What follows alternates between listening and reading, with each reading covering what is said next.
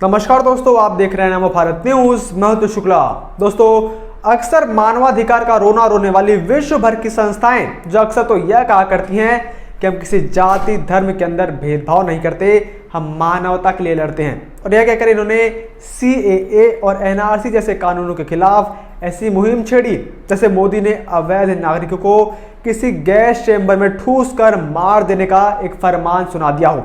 ऐसा था नहीं, लेकिन इस पूरे मामले को पेश ऐसे ही किया गया। महीनों तक लड़ाई चली, दिल्ली को बंधक बनाया गया। CAA और NRC के नाम पर शाहीन बाग में उन लोगों से धरना दिलवाया गया जो खुद इस देश के नागरिक नहीं है। यह कितनी बड़ी विडंबना वाली बात है। लेकिन उसके बाद भी फांसीवादी और तानाशाही मोदी सरकार ने उन्हें वहां से भगाया नहीं। किस किस्म के तानाशाह हैं ये लोग? खैर, आज मुद्दा यह नहीं है। आज मुद्दा वो शरणार्थी हैं जिनकी कोई बात नहीं करता है, जो आज ना ही किसी उजाले में है और ना ही किसी अंधेरे में, क्योंकि अंधेरे में वो रहता है जिसके जीवन में कभी उजाला हो। इन शरणार्थियों के जीवन में बचपन से लेकर अब तक सिर्फ घनघोर अंधकार ही रहा है, निराशा के बादल रहे हैं। लेकिन इन शरणार्थियों की कोई बात नहीं करता है, ना ही कोई मानवाधिकार, ना ही कोई राजनेता और ना ही कोई सेंसिटिव बॉलीवुड हीरोइन, क्योंकि इनके नाम के साथ एक शब्द जुड़ा हुआ है, हिंदू। और आज इन्हीं पाकिस्तान से आए हिंदू शरणार्थियों ने भारत की बर्बादी की तारीख बता दी है कि कब भारत भारत नहीं रह जाएगा।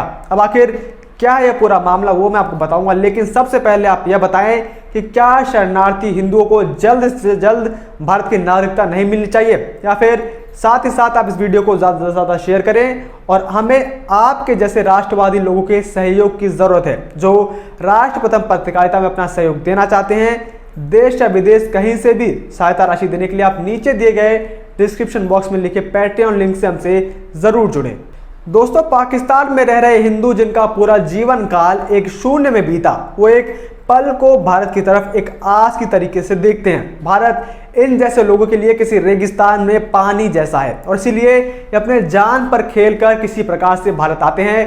कोई अपने सगे संबंधियों की अस्थियों को गंगा में बहाने से आता है तो कोई कुछ और, लेकिन इनका मकसद सिर्फ भारत की सीमा के अंदर आना होता है, क्योंकि इन्हें पता है कि भारत ही वो देश है जहां पर किसी अल्पसंख्यक पर अत्याचार नहीं होते, किसी निर्दोष को सजा नहीं दी जाती, किसी को धर्म या फिर मजहब के आधार पर अलग नहीं किया जाता, उन्हें बांटा नहीं जाता। इन्होंने बताया कि किस प्रकार से पाकिस्तान के अंदर इनकी बहन बेटी को अगवा कर लिया जाता है, उनका जबरन धर्मांतरण करवाया जाता है। हिंदुओं की मासूम छोटी उम्र की बच्चियों को उनका जबरन निकाह 50 साल के बुढ़ों के साथ करवा दिया जाता है। इन्हें भी अपना धर्म परिवर्तन करने पर मजबूर किया जाता है। साथ ही इनके हिंदू स्थलों के साथ भी बर्बरता की खबरें पाकिस्तान में लगातार आती रहती हैं। वे खबरें आम हो चुकी हैं। ऐसे में लोग एक आस लेकर भारत के अंदर आते हैं, लेकिन यहाँ के कुछ तुष्टिकरण वाले राजनेता इनकी आस पर पानी फेर देते हैं। और इसके अंदर सबसे आगे हैं केजरीवाल की आम आदमी पार्टी, जो रोहिंग्या का समर्थन करने में एक पल नहीं कतराते, लेकिन हिंदू शरणार्थियों से उन्हें घिन आती है। खबरों के लिए आज अगर गूगल पर आप सर्च करने भी जाएं तो मई 2020 में आम आदमी पार्टी की सरकार दिल्ली के अंदर रोहिंग्या शरणार्थियों के लिए भोजन का प्रबंध करती हुई आपको दिख जाएगी। इसी वर्ष रोहिंग्या शरणार्थियों के कैंप में लगी आग की खबरें आपको मिल जाएंगी, लेकिन पाकिस्तान से आए हिंदू शरणार्थियों की खबरें आपको कहीं भी नहीं मिलेंगी। इस मामले में गुरुवार 5 अगस्त 2021 को एक महत्वपूर्ण फैसला आया है। दिल्ली हाईकोर्ट ने केजरीवाल सरकार को एक पब्लिक इंटरेस्ट लिटिगेशन के मामले में निर्देश दिया कि पड़ोस के देशों में प्रताड़ित किए जाने के कारण जो शरणार्थी भारत आए हैं और दिल्ली में रह रहे हैं, उनका आम आदमी पार्टी की सरकार को पूरा ध्यान रखना चाहिए। ये जनहित याचिका एक NGO और 4 ऐसे व्यक्तियों द्वारा दायर की गई थी जो पाकिस्तान से भागकर आए हैं और दिल्ली के मजनू का टीला और सिग्नेचर ब्रिज क्षेत्रों में बने शरणार्थी शिविरों में रहते हैं। हाल ही में CAA और NRC के मुद्दे पर देश के अंदर जमकर हंगामा मचाया गया था। अंततः उसकी परिणति दिल्ली के हिंदू विरोधी दंगों में हुई, जिसके परिणाम हम सभी को ज्ञात हैं। दंगों के इन मामलों में हिंदुओं की हत्याओं की विभत्स तस्वीरें सामने आई थी। इन दंगों में सरकारी अधिकारी अंकित शर्मा की कायरतापूर्ण हत्या लोगों को सोचने पर मजबूर करती थी और आज भी मजबूर करती है।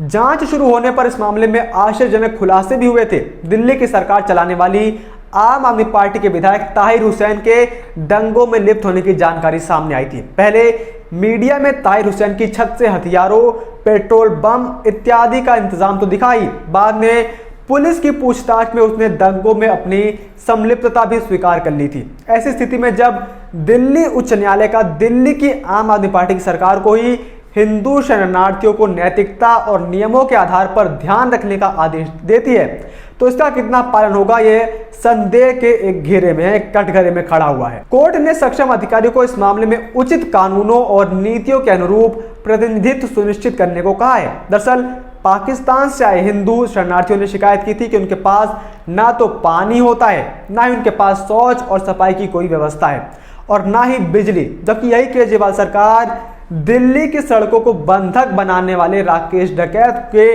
टेंट में महीनों तक मुफ्त बिजली और पानी की सुविधा मुहैया करवाता रहता है।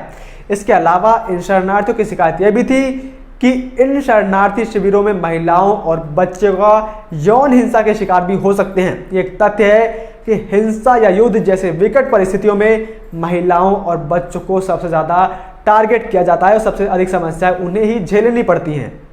मानसिक उत्पीड़न के बाद अलावा बलात्कार और यौन हिंसा जैसी समस्याओं का भी सामना इन लोगों को करना पड़ता है। लेकिन दिल्ली कैंट के मामले पर केंद्र को ज्ञान देने वाले केजरीवाल और अपनी राजनीति चमकाने वाले केजरीवाल को इन समस्याओं पर एक भी नजर उठाकर देखते तक नहीं है। लेकिन सिर्फ सियासत चमकाने से इन लोगों को फुर्सत नहीं मिलती। इस मामले में उच्च न्यायालय में जनहित याचिका दायर करने वालों का पक्ष रखते हुए अधिवक्ता गौतम झा ने बताया कि राष्ट्रीय मानवाधिकार आयोग के आदेशों के बाद भी काम नहीं हुआ। जो साधारण या फिर मूलभूत आवश्यकताओं का ध्यान रखने के लिए इन्हें कहा गया था, केजरीवाल सरकार उनका भी ध्यान ठीक तरीके से नहीं रख पा रही है। हमने देखा कि कैसे एक समुदाय विशेष ने 1947 में अपना मुल्क लेने के बाद रोहिंग्या और बांग्लादेशियों को हमारे देश में लाने के लिए प्रतिबद्धता दिखा रहा है, जबकि उसका इससे कोई लेना देना भी नहीं है। लेकिन वहीं दूसरी तरफ वो अपने देश से भगाए गए हिंदू, बौद्ध, जैन और सिख लोगों को शरण देने का लगातार विरोध भी कर रहा है। इस मामले में जब अदालत कहती है कि सरकार की नैतिक और कानूनी जिम्मेदारी है कि वो पाकिस्तान में सताए गए उन अल्पसंख्यकों का ध्यान रखे जो भारत में शरणार्थी बनकर आए हैं और उन्हें समाज की मुख्य धारा में शामिल करने का प्रयास करे, तो उम्मीद की कुछ करनी दिखने तो लग जाती हैं। लेकिन वहीं जिस हिसाब से न दिल्ली में आज पीने का पानी है और ना ही बिजली, उस प्रकार से केजरीवाल सरकार इस पूरे मामले को भी अपने ठंडे बस्ते में डाल देगी और किसी को पता भी नहीं चलेगा, क्योंकि इनकी खबरें कोई छापता नहीं है। क्योंकि इससे किसी संप्रदाय विशेष नहीं बल्कि एक हिंदू का नाम जो जोड़ा हुआ है। हिंदू शब्द को इस समय इतना अछूत बना दिया गया है कि इस शब्द को राजनेता सिर्फ तब हाथ लगाते हैं जब चुनाव सर पर होते हैं, वो भी हाथों में पॉलिथीन पहनकर।